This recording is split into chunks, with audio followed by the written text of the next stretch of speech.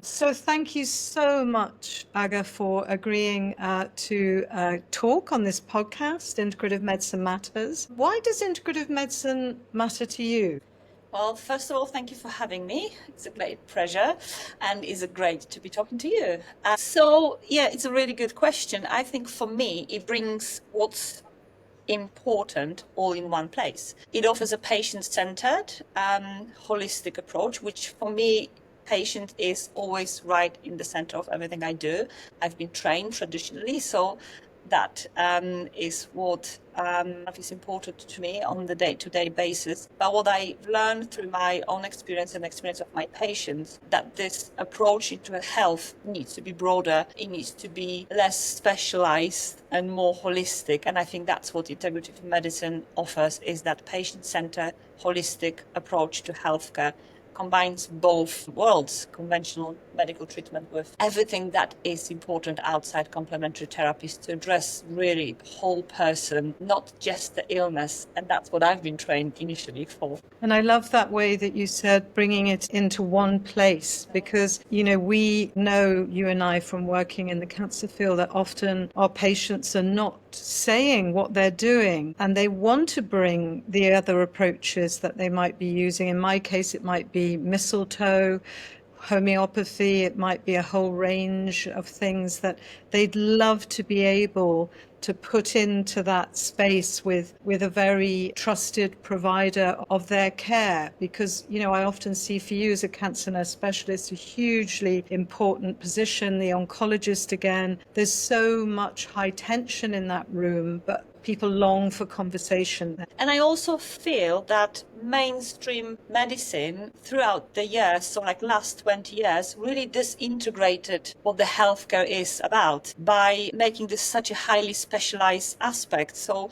when you think about the patient's journey, and from the moment of the diagnosis, there is, this team will do this for you and this team will do this for you. And then if you need something supportive, you need to go there. So I think that is very disintegrated, and it may feel for a patient that they lost and they have so much to organize in a way to get that holistic approach.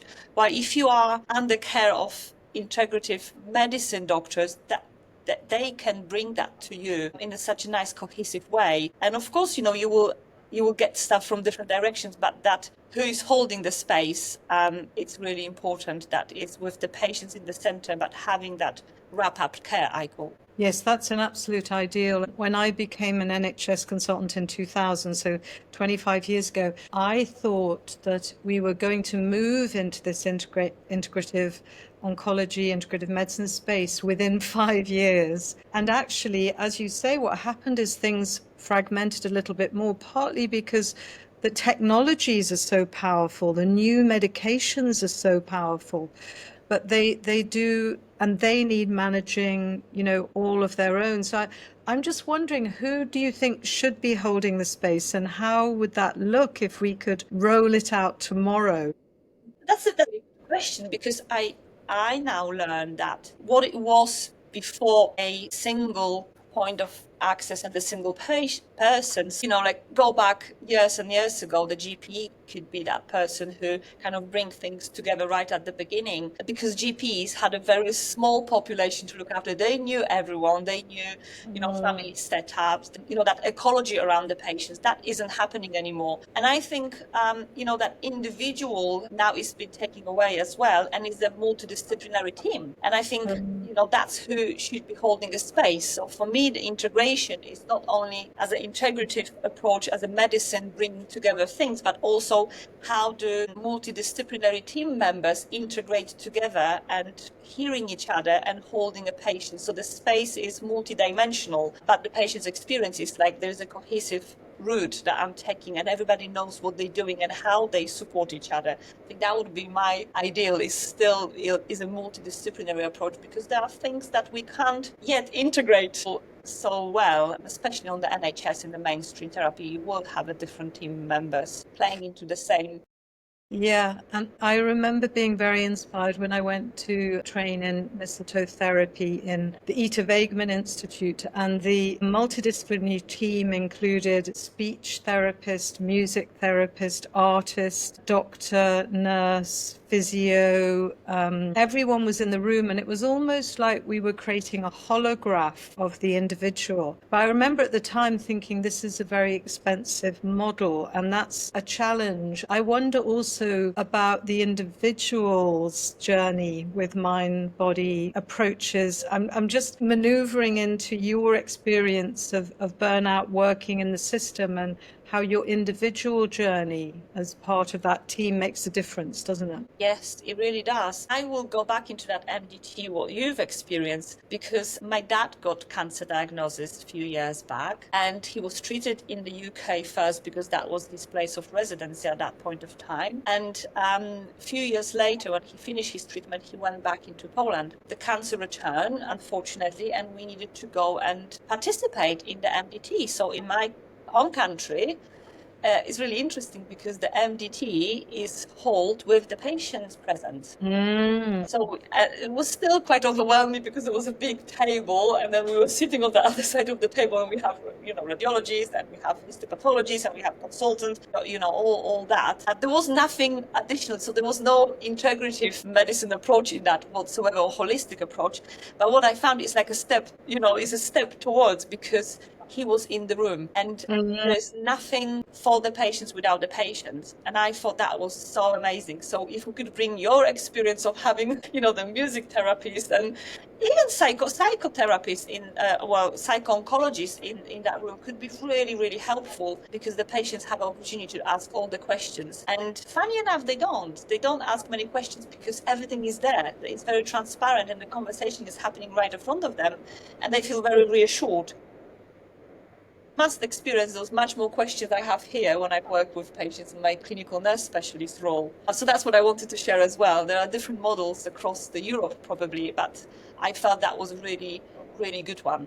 Yeah. Going back into your questions about the individual journey, from the clinical perspective, and how I felt that I was starting to missing a lot, it was because of the amount of conflicted demands that I was experiencing in my role. So I absolutely loved being a clinical nurse specialist. I always wanted to be a nurse, and I always had a passion for being with patients and today's stories, and to work especially with cancer patients. There is something very special for me in the cancer patients, because there is a whole transformation of human experiences through the cancer. I'm sure other clinical nurse specialists in other specialties will say exactly the same, but for me that is a really strong one. And so I've been in that role for many, many years. But of course, your career progresses and you want to do so many different things. And I think I've got that personality. I like different things. So I was building on my career, and at one point I had an educational role within the trust in which I could teach people about the cancer who are not cancer specialists. And I had a role of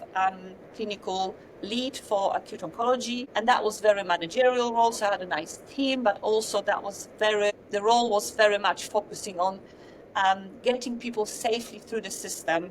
It might not necessarily be diverted into oncology departments, but kind of landing up, because of the bed situation, into medical units or surgical units, and everybody they're like, oh, we don't know what to do with patients with cancer all of a sudden. So, there was a lot of negotiation, there was a lot of pushbacks and that sort of thing. So it was a very demanding role. And in the midst of all this, I also had a role in which I needed to hold both patients and consultants in a very difficult conversation. So that was my CAP CNS role. And I think, all this conflicted demands, all this disintegrations, it's probably my favorite word right now in this conversation. I felt very lost.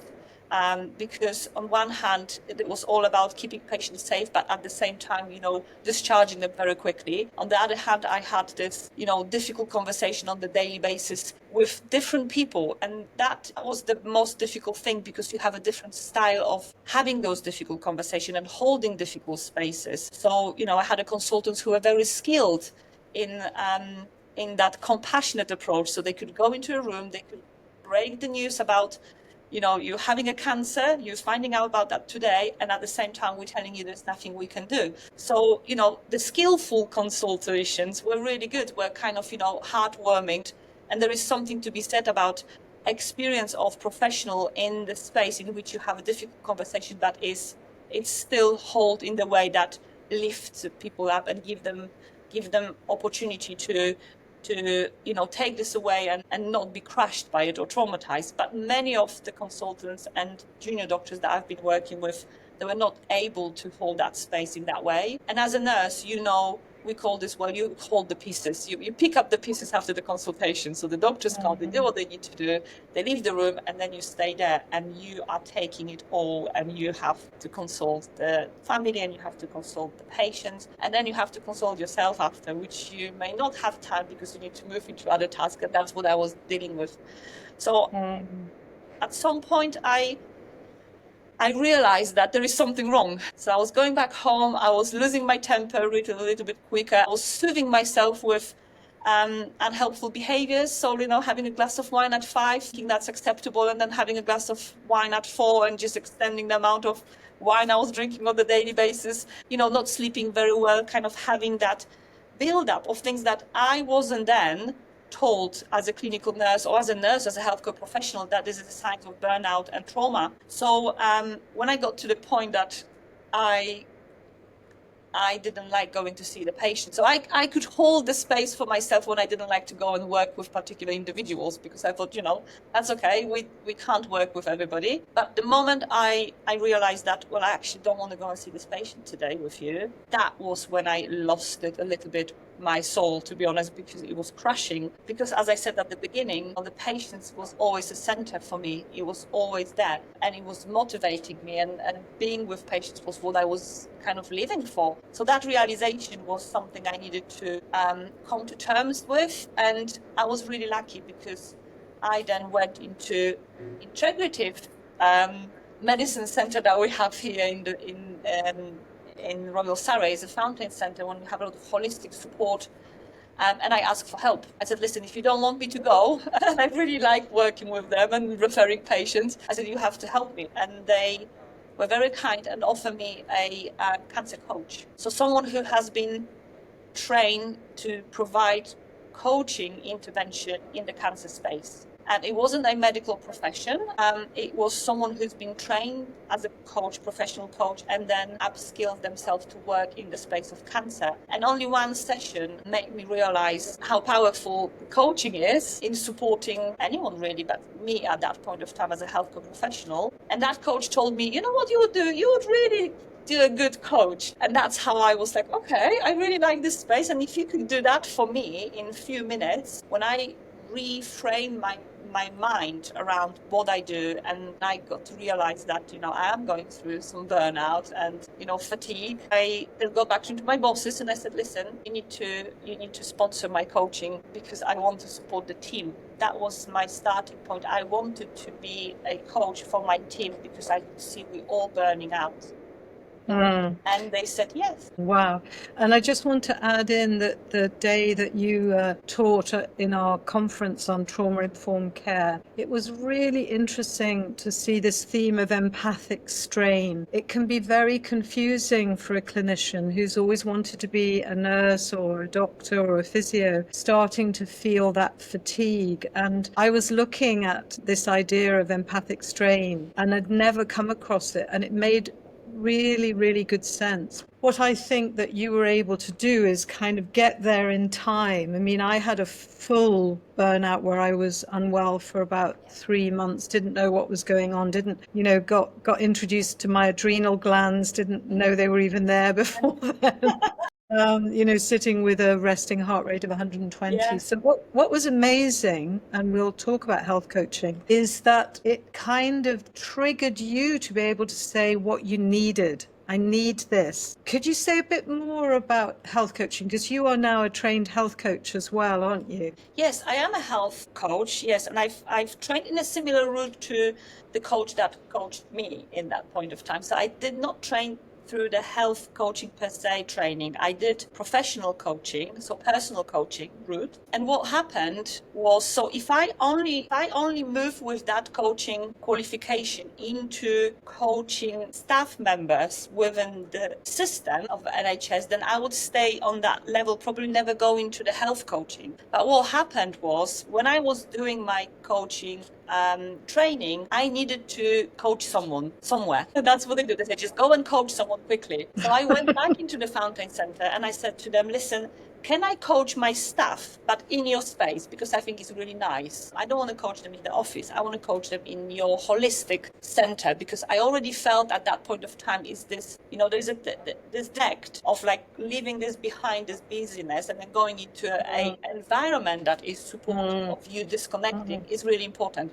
And they said, yes, of course you can. They said, well, that's fine. So I was becoming a baby coach in the Fountain Center. But what they did, the first coaching client I had through the Fountain Center as a baby coach was a patient, and it was a cancer patient. And for me, that was an absolute eye-opener. I found myself in the space with the patient in a different role. So as a nurse, I was a information giver, the expert in the room, someone that would be telling patients what to do and how to do it. And I was really confident with that. I mean, I had 25 years experience in that space. I was really, really confident in that. And all of a sudden, I've shifted the hats, I put the hat of the coach, and all of a sudden I'm here to hear what's important for you. And even if this is not aligned with my skills and knowledge and expertise in the given moment, I am being guided by you of what's important to you. And maybe at some point offering the perspective, but not telling you. It's you that is important, and your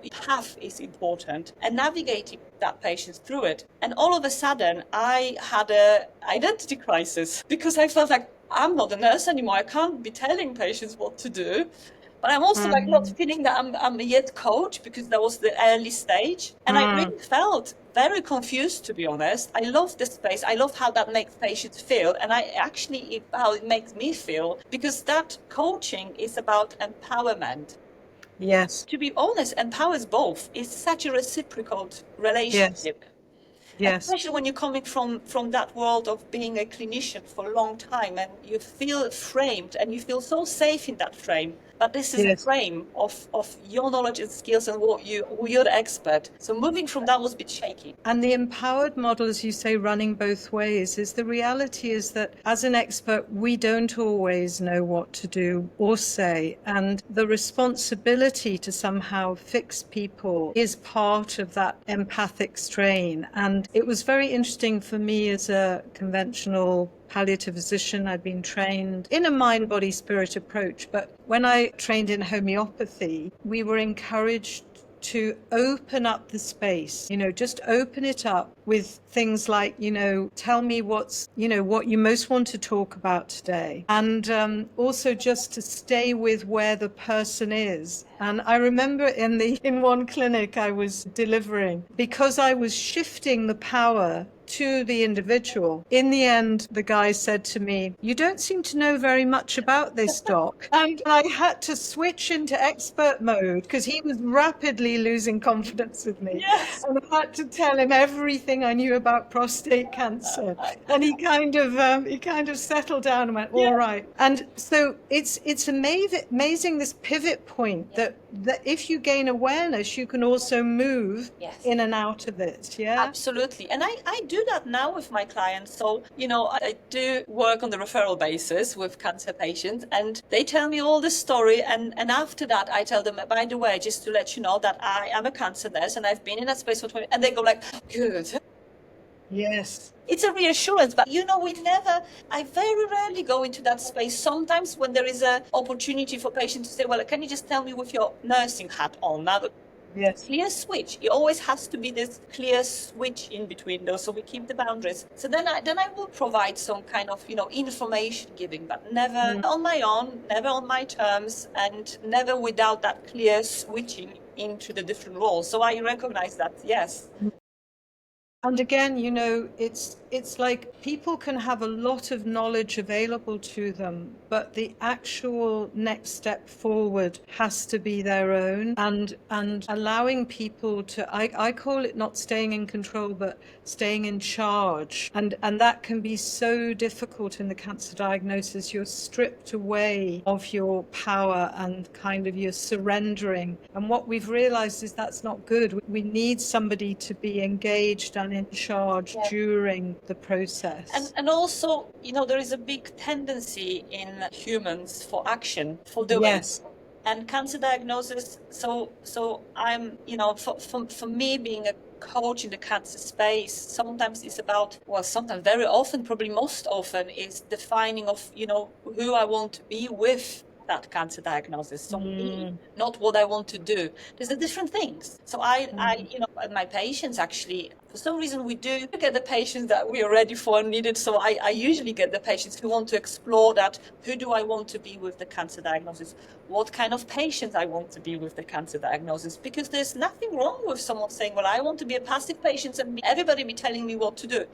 Yes. Is something as well. No, and as a nurse, before I would be like, no, you just need to be, you need to know what to do, what you need to take in charge. Well, I've learned now over the years of coaching that being exploration of, who I want to be with that is as valuable as what I want to do. Yes, you're absolutely right. It's so varied in terms of that individual response and again, what you need, which is why I was curious about you being able to identify what you need. So I really want to know where the emotional freedom technique comes into this story. Right. Yes. Where did all of that begin? Yes.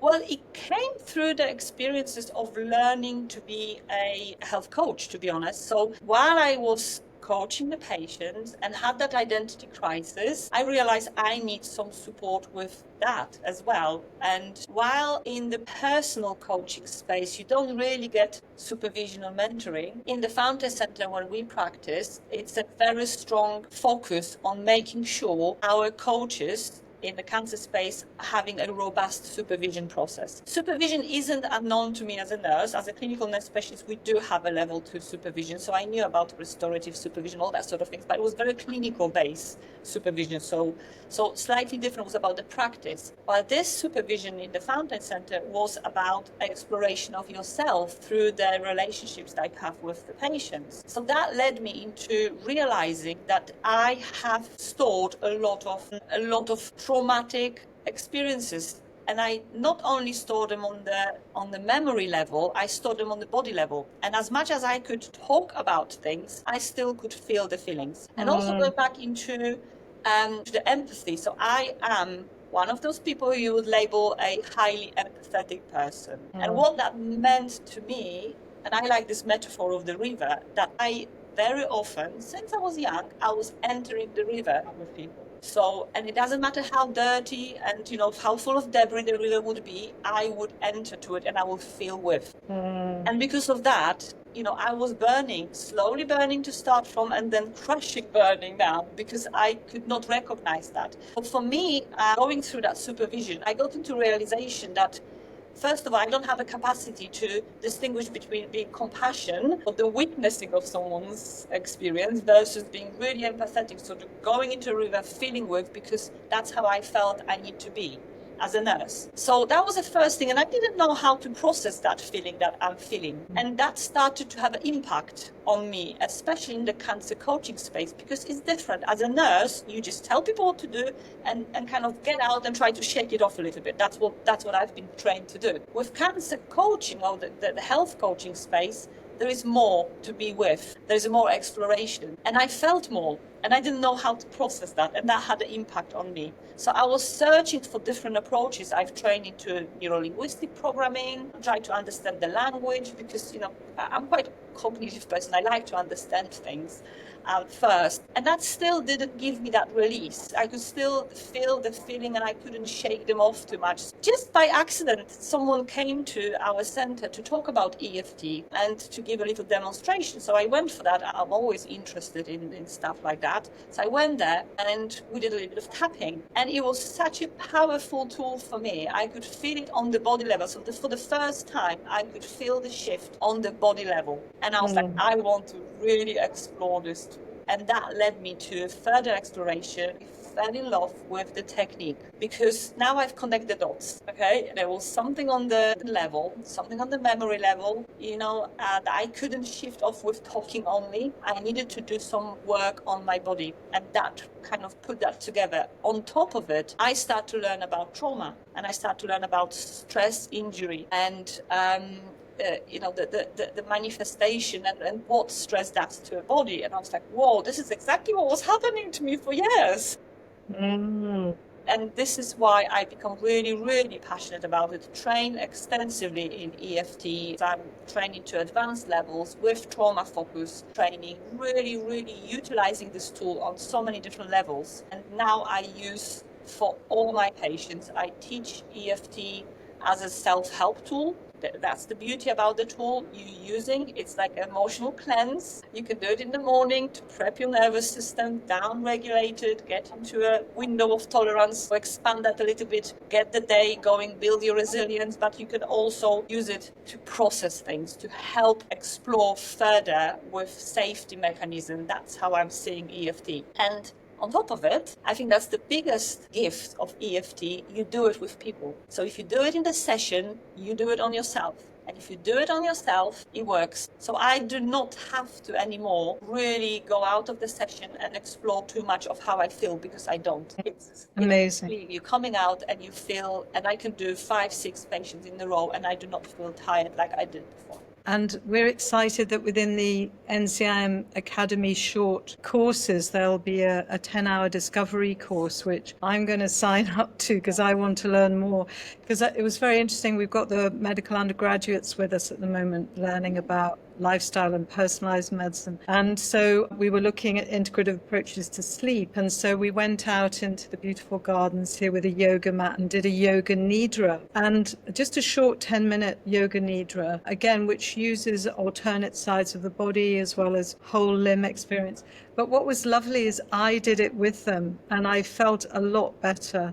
And one of the students fell fully asleep and woke up looking transformed. So I think what's so interesting about what you're saying is the way that as clinicians, we need to do the stuff. We can't be telling people to do the stuff. We need to do these things. Just a technical element. Would you say a bit more about stress injury and what that is?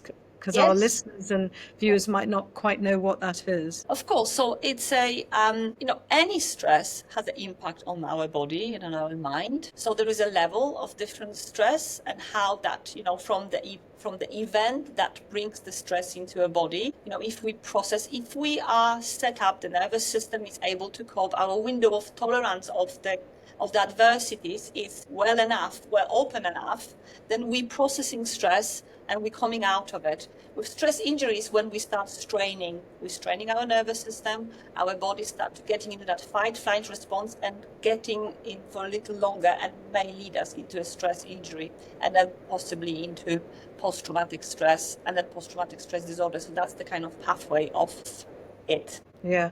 And my GP, when I was sitting there with a resting pulse of 120, said, anxiety isn't going to kill you. And of course, I wasn't feeling anxious. I was feeling as flat as a pancake. But it's amazing how she had no understanding of stress injury or how that manifests through our adrenal axis, our circadian rhythms, all of those things. And I had to learn the hard way, which was tough, but I learned an awful lot.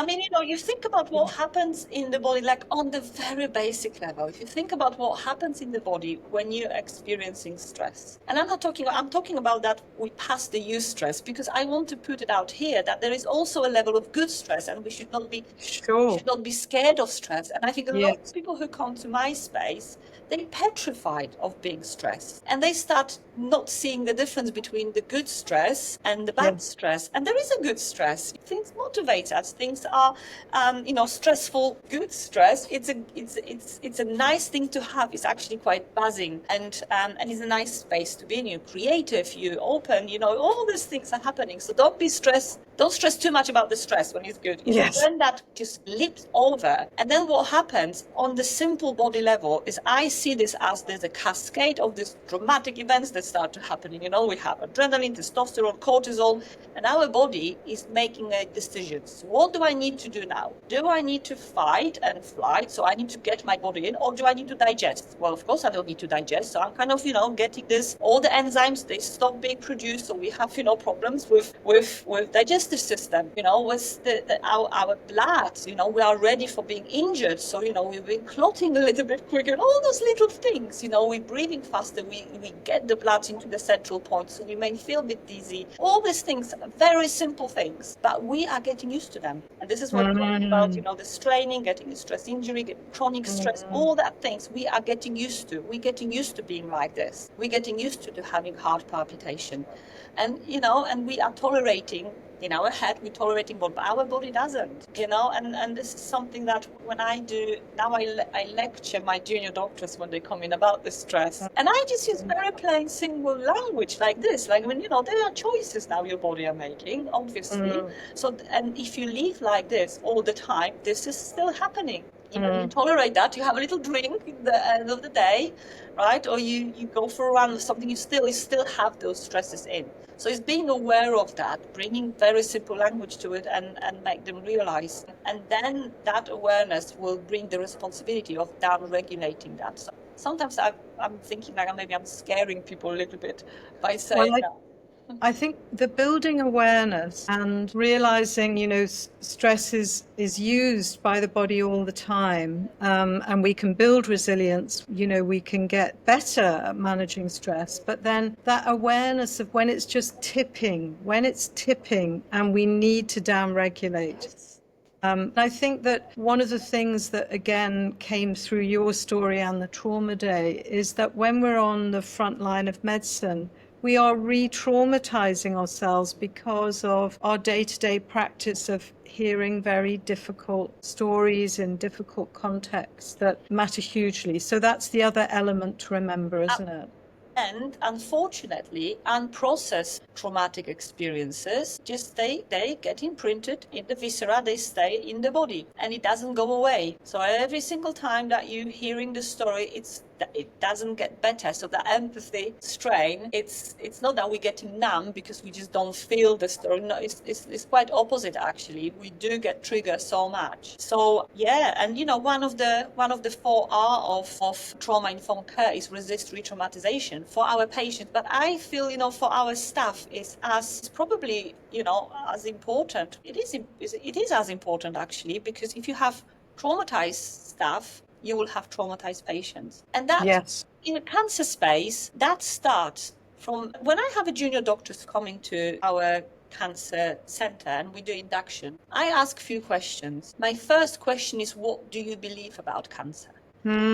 If you have story that is unprocessed about the cancer, you're bringing that story into your consultation room. If you have traumatic experience with your loved ones going through the cancer treatment, 20 years ago, very different than now. So even though you understand with your head, if you haven't processed that on the body level, you will bring that into the room with you. And unfortunately, or fortunately, we are creatures that co-regulate. So what you bring, the energy you bring into the room, the patients will read that energy. So if there is a trauma that you haven't processed around the cancer and you have a belief around the cancer that may be unhelpful, you need to take responsibility to become a most compassionate healthcare professional to process this. Do it your way. I'm not saying that, EFT is a good way, CBT is a good way, anything, EMDR, any tool that is out there and is evidence-based, yoga, all this will help you, but take a responsibility and process. So that's the first question I ask. And a few times we had a conversation that's been triggering, but that brings those young doctors into the space of, I need to take responsibility for myself if I want to be the best clinicians for my patients. And I love the way that you're talking about the body as an intelligent, complex system, that you talk about imprinting. The science for EFT is growing, isn't it? But also muscle memory, trauma memory, that also, the science of that is growing, because the integrative approaches like, massage, aromatherapy, chiropractic, osteopathy, I could go on and on, but all of those therapists are used to understanding that the body has recorded experience, and it's how we release the body. Yes, I always say, I use the metaphor of the picture, right? The more stressful and more emotionally loaded experience you have, then better pixelated picture goes imprinted in your body. And any little nuance of the experience in the future that highlights that imprint in your body will bring the body response. And you can't stop that. That's the thing. In the moment, you just can't, unless you start unloading it and decoding it in your body, taking those pixels away. And, I can't tell people which model and which tool to use. So with EFT, I always go and I said, well, you have it. We all have a ways of managing the stress because we are human beings. So we will do it by different ways. Right? So I just bring another one. This is a new tool. You try it, see it if you like it. If you don't like it, use what you're using, or maybe explore something else, but use something. I think for me, the most important in the healthcare profession is be aware of trauma, be aware of experience imprinted in your body, how that impacts you and then the patients that you serve, and do something, whatever that may be. I love EFT, but you can love something else. I really love that. And we're coming to the end of our conversation, and it feels like an important place just to emphasize right at the beginning. You said you put the patient at the center. You just talked about serving. I always want to emphasize the National Health Service, because sometimes I feel we're self-serving, doctors or power structures or pharmaceutical companies, and it's like, what's that tender moment with that person in the room where you discover what is important for them? And as you say, like not holding on to any one tool too strongly, but also offering it joyfully, which I feel I want to get in the room with you and have some EFT. Because I can feel your joy around it, Yes, you're more than welcome. Yes, I agree with you. And I serve people. I don't work with people. Yeah, I serve people. That's the way I see it. That's the way I always seen it. And I feel many clinicians may feel differently. And patients may feel differently, actually, that they may not feel they're being served. They may feel they're being provided to, given to, directed at, that sort of thing. But I do think that word service is powerful, because it's how we give to the world, how we make meaning, how we find purpose, but also how do we serve? And I feel like that's been an important journey for me as well, because that's where the flow is, I believe, in this incredible exchange between two humans or a group, that's the flow. And it's humbling, but I also want to add that because such a strain on the NHS, what I'm seeing a lot in my teams that I'm working with, that there is a shift in expectation that serving is being taken away because of the strain, and that resilience is really decreasing. So all of a sudden it becomes very transactional, very task oriented, and that serving is getting lost a little bit. Not in nurses' hearts, because that's not what I'm saying. They have that and they struggle like I did. I struggle in the moment when I realized that I don't want to go and serve the patient. I don't want to see the patients for whatever reason. For me, it was the most heartbreaking moment in my career. Pivotal moment. It led me into something most beautiful at the moment. I feel like I am now a very holistic practitioner, but at that point of time it was the most heartbreaking moment for me, because if the patient's story didn't matter to me, then my whole life didn't matter, because that was what I started. Yeah. And I see a lot more wellbeing services going in to the NHS at the moment, but the complexity has ramped up, and people's stress of trying to cope with complexity means that, when an algorithm or a pathway can come along, allows the person just to think, well, I'm doing the right thing. But we're finding that it's also stressing people. And I know that both you and I are really interested in this transformation for healthcare. And I feel that the more we can provide models of understanding and awareness, the NHS could step into a new way of being. And allow me to tell you, because I have been responsible for the health and wellbeing strategy in my division since COVID. And the biggest issue for the healthcare industry and the health and wellbeing strategies are non-engagers. Nurses, doctors, they don't engage with health and wellbeing offers. And there is a belief that they do not deserve it. 2, they have no time. 3, clinical role takes over. What is missing, I feel, and we've done a little bit of research recently, that is based on the resetting a supervision sessions for the nurses right after COVID, because what we realized was that they needed to be a space created for the nurses so they can come and share in restorative ways, slightly different to what the supervision was done before. We did the clinical case discussion groups rather than supervisions, and they were led by both psychologists and myself. I'm not a psychologist, but I was more from therapeutic interventions and CNS role. And what we've noticed is that the nurses at that point of time, they were feeling that they have the skills and knowledge to support patients, while the patients were a bit kind of, they were not sure. So we've done a little bit of evaluation. And then after COVID, what happened, that shifted around. So the nurses now feel that they have no skills to support patients, and but the patients feel that they have been looked after very well. So we've done another evaluation, which was really interesting. But what I'm seeing is exactly what you're saying, is the capacity to hold the space for complexity. That is being slowly lost. Yes. But the skill set is there. And I feel what's really needed is that being embedded in the training. So integrative approaches being embedded in the nursing training curriculum right from the beginning. They recognize, that co-regulation, the down-regulation, the nervous system, doing for yourself, then you can do it for patients. And when I speak about co-regulation for the healthcare professionals, they love it, because it's an action, it's an active things to do. So if I do it for myself, then that will impact the patient, so that I can do that. That's fine. Because if I only do it for myself, I don't have a time for that. So I love that word, co-regulation. And we always begin our team meetings on a Monday with a short meditation or breath work, or maybe we should include an EFT now, that if I can learn more about it. But a little round of tapping right at the beginning. Yeah, we do a round of tapping.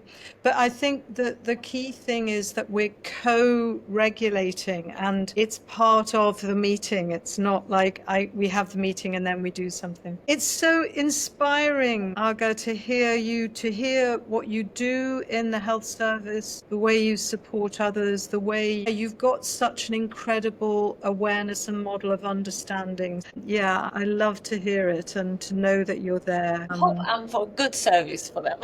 Yeah, thank you so much. We'll put various links in the show notes so that people can learn more. They can connect more with what you're doing. You're co-chair of the British Society Integrative Oncology. I don't know how you do all of these things, but we'll add them into the show notes. But thank you so much. Thank you, Elizabeth. Thank you for having me.